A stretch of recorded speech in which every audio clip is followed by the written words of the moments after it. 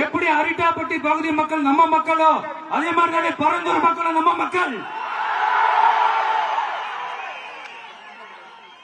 அப்படித்தானே ஒரு அரசாங்கம் யோசிக்கணும். ஆனா அப்படி செய்யலையே. ஏன் செய்யல? ஏன்னா இந்த விமான நிலையத்தையும் தாண்டி இந்த திட்டத்தில் அவங்களுக்கு ஏதோ ஒரு லாபம் இருக்குது.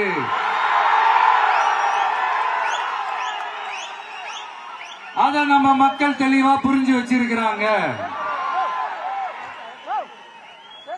நம்மளுடைய ஆட்சியாளர்களுக்கு ஒரு சில கேள்விகள்.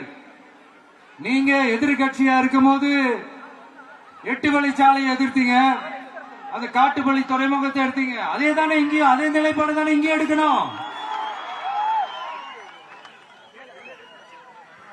அது எப்படி நீங்க எதிர்கட்சியா இருக்கும் போது விவசாயிகளுக்கு ஆதரவு, ஆளுங்கட்சியா இருக்கும் போது விவசாயிகளுக்கு எதிர்ப்பா? எனக்கு புரியலையே.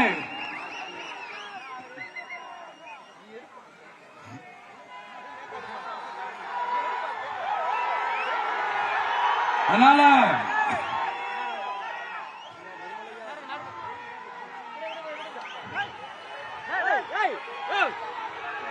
இனிமேலும் சொல்றேன், உங்க நாடகத்தெல்லாம் பார்த்துக்கிட்டு மக்கள் சும்மா இருக்க மாட்டாங்க. நீங்க உங்களோட வசதிக்காக அவங்களோட நிக்கிறதும் அவங்களோட நிக்காம இருக்கிறதும், நாடகம் ஆடுறதும் நாடகம் ஆடாம இருக்கிறதும், அது சரி. நம்புற மாதிரியே நாடகம் ஆடுறதுலதான் நீங்க கில்லாடிங்களாச்சு. அதையும் மீறி நம்ம விவசாயிங்க உங்க போராட்டத்துக்கு எதிராக போராடினாங்கன்னா பிரச்சனை தான். அதனால இனிமேல் உங்க நாடகத்தை பார்த்துக்கிட்டு மக்கள் சும்மா இருக்க மாட்டாங்க.